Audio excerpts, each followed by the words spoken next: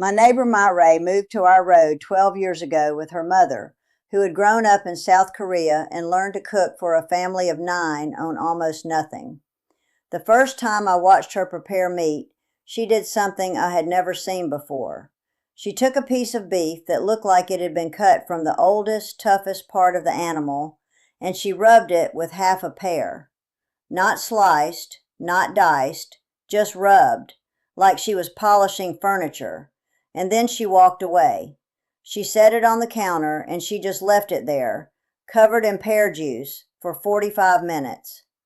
I stood in her kitchen and I watched that beef just sitting there, and I thought, this woman has lost her mind. That meat is going to be like chewing a tire. I went home that evening convinced I had just watched a waste of a good piece of beef. And then Myray served dinner, and the beef melted. I don't mean it was tender. I don't mean it was good. I mean it melted. It dissolved on my tongue like I had been eating butter. I went home that night and I could not stop thinking about it. And I spent the next 3 months of my life in my kitchen, in my garden, and at my laptop, figuring out exactly what had happened. Because I am the kind of person who does not let a good secret go unexplained. I'm Sue Ellen. If you're new here, hit that subscribe button and leave a comment below and tell me, what is the toughest piece of meat you have ever tried to eat? Was it a London broil that made your jaw hurt?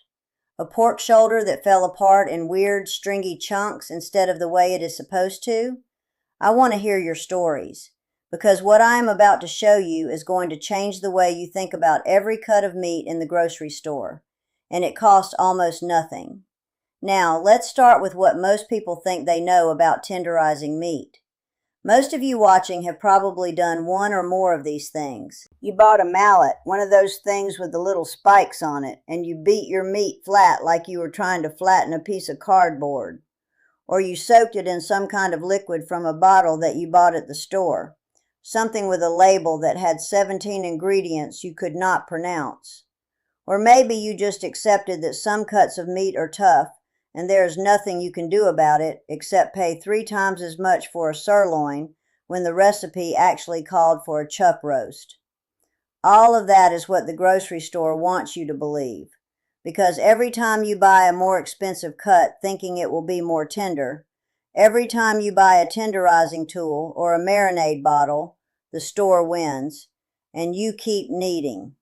My mother-in-law Opal used to say, waste nothing, want nothing. And the store wants you to keep buying. I want you to stop kneading. The truth is that the Korean housewife's secret, the one Mayray's mother brought from a small village outside of Seoul, is not a secret at all. It is a fruit, and not even a fancy or expensive one. It is an Asian pear, which in Korean is called bae, and it has been used for hundreds of years in Korean, Japanese, and Chinese cooking to transform the cheapest, toughest cuts of meat into something so soft you can cut it with a spoon. So let me tell you what an Asian pear is, because if you have never seen one, you need to know what you are looking for. An Asian pear looks a little like a round apple, but it is pale yellow, almost ivory in color, and when you bite into it, it is crisp, like a good apple, but it is juicy and it is sweet. It does not get soft the way a regular pear does when it ripens. It stays firm and crunchy, and that is important because what you are about to do with it works best when the fruit is still firm. The reason this works is enzymes, specifically a group of enzymes called proteases. Now I know that word sounds like something from a chemistry class that put you to sleep, but stay with me because this is genuinely fascinating. And once you understand it, you will never overpay for a sirloin again. Proteases are enzymes that break down proteins, and meat is mostly protein. When you cook meat, you are denaturing those proteins, which is a fancy way of saying you are unraveling them and restructuring them. But before you even cook the meat, these fruit enzymes can start breaking down the tough protein structures that hold the muscle fibers together. And when those structures break down, the meat becomes soft. Not mushy, not mealy, just soft. The fibers come apart easily. It is the same reason a papaya will tenderize meat if you use papaya, or a pineapple, or a kiwi. These fruits all have protease enzymes. The specific enzyme in an Asian pear is something close in nature to bromelain, which is what pineapples have, and actinidin, which is what kiwis have. But the Korean tradition uses the Asian pear because it has two advantages. First, it is mild. It tenderizes the meat without making it mushy and without adding a strong flavor that will clash with whatever sauce or seasoning you are using. Second, the Asian pear has a lot of natural sugars, and those sugars caramelize beautifully when you sear the meat afterward. So you get tenderness and flavor at the same time. Now here is what I want you to understand before you try this at home. There is a right way to do it and a wrong way. And the wrong way is to just dump a bunch of pear on your meat and hope for the best. I am going to walk you through the exact method that Miray's mother taught me, and then I am going to explain why each step matters, because if you understand the why, you will never get this wrong. Step 1. You need your meat. Now this works on any cut, and I mean that. I have used it on a top round that cost me $4 a pound, which is one of the cheapest cuts you can buy. I have used it on chicken breast. I have used it on pork shoulder. I have used it on wild venison that my brother-in-law brought back from a hunt in November. It works on all of it, but the cuts that benefit the most are the ones that have a lot of connective tissue.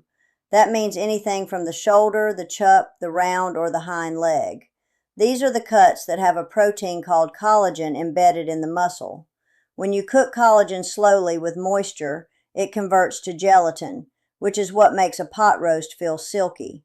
But getting to that point requires either a long, slow cook or an enzyme that starts breaking it down first. The pear does that. Step 2. Take your Asian pear. You only need half of one for about 2 pounds of meat. Peel it, core it, and then grate it on the large holes of a box grater. Do not put it in a food processor. The food processor makes it into a wet paste and you lose the texture that helps the enzymes make contact with the meat. You want a rough grate. It should look almost like a coarse applesauce. Step 3. This is the part that most people skip and then wonder why it did not work. Add salt. Just plain table salt or kosher salt, about half a teaspoon per 2 pounds of meat. Now why salt? Because salt draws out moisture from the meat's surface, and that moisture mixes with the grated pear to create a paste that clings to the meat. Without the salt, the pear just sits on top and does not penetrate. But here is the other reason, and this is important. Salt also begins to denature the proteins on the surface of the meat, which makes them more receptive to the enzymes. So you are not just making a paste. You are pre-treating the meat so that when the enzymes contact the proteins, they can get to work faster. Step 4. Rub the pear and salt mixture all over your meat. Do not be shy about it. Get every surface.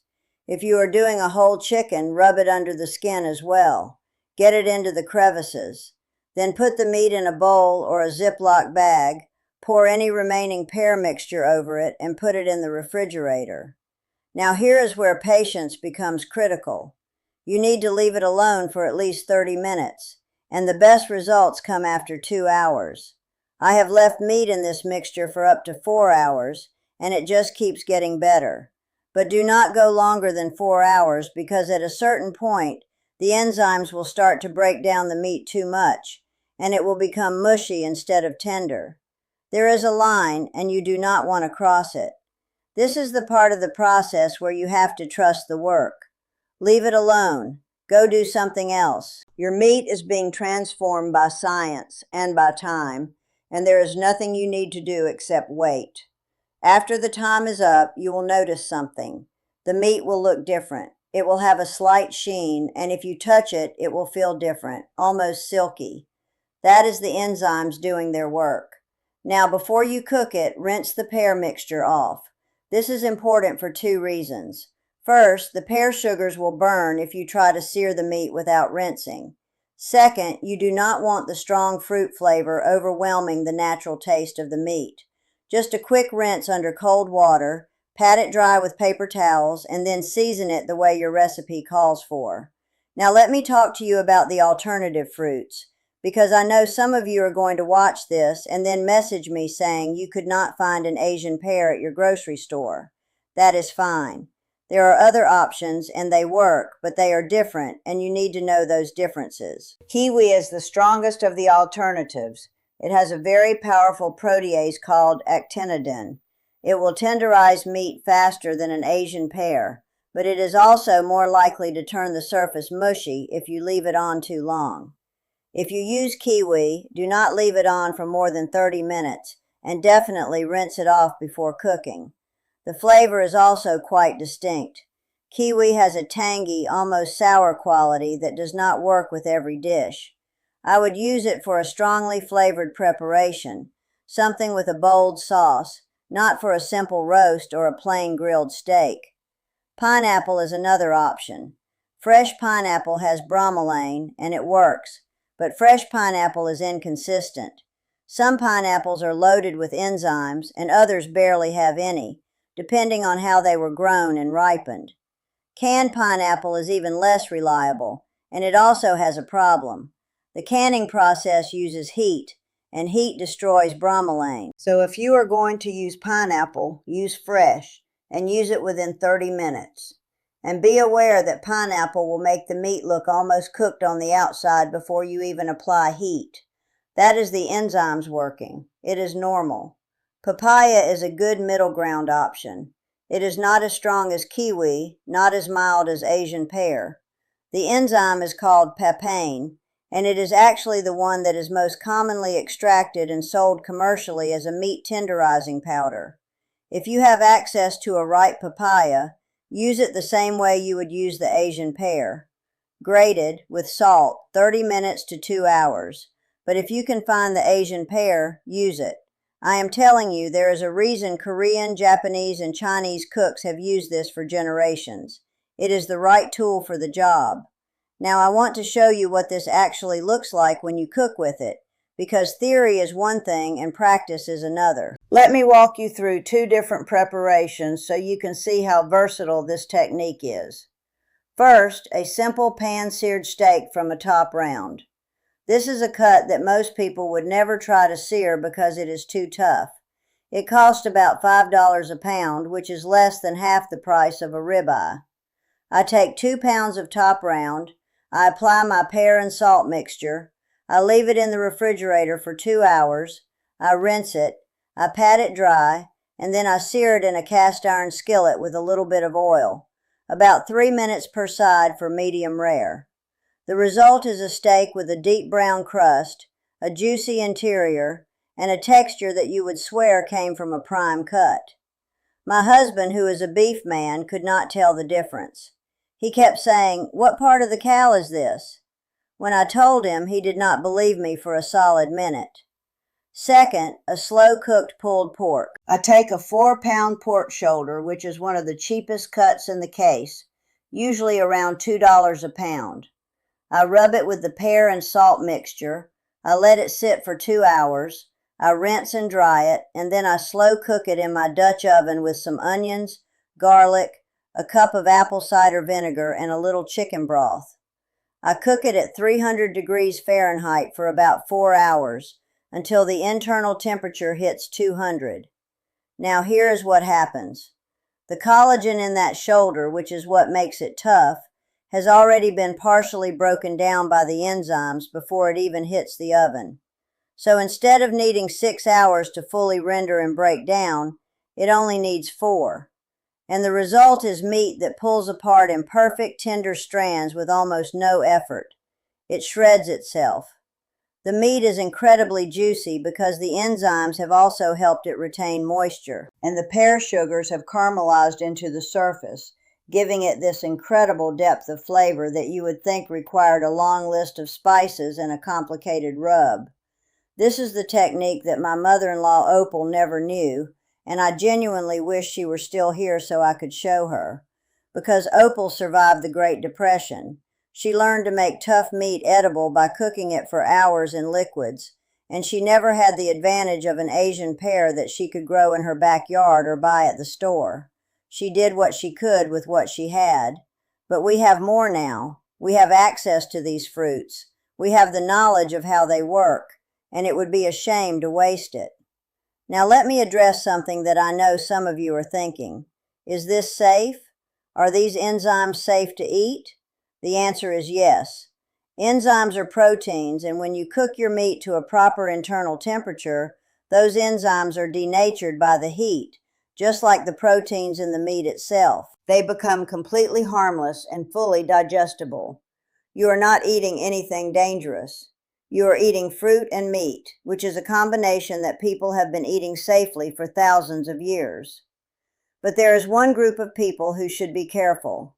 If you have a pineapple allergy, or if you know you are sensitive to the enzymes in these fruits, you should skip this technique.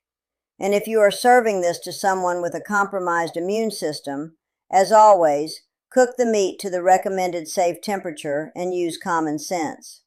Let me also talk about cost, because that matters to every household I know. An Asian pear, when you can find it, usually costs between $1 and $2. One pear will tenderize 2 to 3 pounds of meat. So you are talking about less than $1 per pound of meat that you are upgrading from a tough, cheap cut to something that tastes like it came from a premium cut. That is not an exaggeration. Do the math. A $4 top round that becomes a premium tasting steak is an upgrade that cost you maybe 60 cents in pear. Meanwhile, the ribeye that you were going to buy instead costs $14 a pound. That is a $10 difference for the same meal. This is the whole point of what I teach here. The grocery store wants you to believe that good food costs more, that you need to buy the expensive cut, the expensive marinade, the expensive tool. But the real secrets are older than the grocery store. They come from people who did not have money, who did not have access, who had to figure out how to make do with what they had. And what they figured out works just as well today as it did then. Maybe better, because now we understand the science. We know why it works. And that understanding lets us do it better. My mother-in-law Opal used to say, "Waste nothing, want nothing." And she meant it in every sense. Do not waste food. Do not waste money. Do not waste the knowledge that you have been given. When you learn something that can save you money, that can feed your family better for less, you have an obligation to use it. Not just for yourself, but to pass it on. That is why I am here. This is how I was raised, and I am passing it on to you. So here is your homework for this week. Go to your grocery store. Find the Asian pear section, and if they do not have them, ask. Grocery stores respond to demand. If enough people ask for Asian pears, they will start stocking them. Buy one. Take it home. Buy a cheap cut of meat, something you would normally pass over because it looked too tough. Apply what I taught you today, and then cook it. And then come back here and leave me a comment telling me what you made and how it turned out. I read every single comment. I respond to as many as I can, and I want to hear your stories. If you found this video useful, share it with a friend, a daughter, a sister, whoever you know who is out there trying to feed a family without losing her mind over the grocery bill. This information should be in every kitchen in this country. It was in every kitchen in Korea, in Japan, in China for centuries. It is time we brought it back. I will see you in the next one. And until then, get out there and make something beautiful out of nothing.